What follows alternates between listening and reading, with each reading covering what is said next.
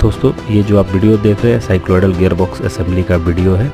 अभी एक cycloidal ring को लगाया गया। साइक्लोइडल रिंग के बाद बेरिंग को लगाया जा रहा है। बेरिंग प्रॉपरली असेंबल करने के बाद ग्रीस को प्रॉपरली डिस्ट्रीब्यूट करके ये ऑयल सील लगा दिया गया। उसके बाद अभी फिर एक जो साइक्लोइडल डिस्क को लगाया गया। साइक्लोइडल डिस्क लगाने के बाद फाइनल बेरिंग का असेंबली होगा। फाइनल बेरिंग असेंबली के बाद ये लॉक कर दिया गया बेरिंग को ताकि बेरिंग बाहर नहीं निकले।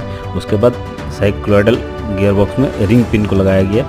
पिन लग गया। पिन लग जाने के बाद ग्रीस को प्रॉपरली डिस्ट्रीब्यूट कर लिया गया। प्रॉपरली डिस्ट्रीब्यूट करने के बाद एक्स्ट्रा ग्रीस को हटा दिया गया। एक्स्ट्रा ग्रीस को हटाने के बाद ये गैस्केट लगाने के बाद फाइनल पार्ट को असेंबल कर दिया गया।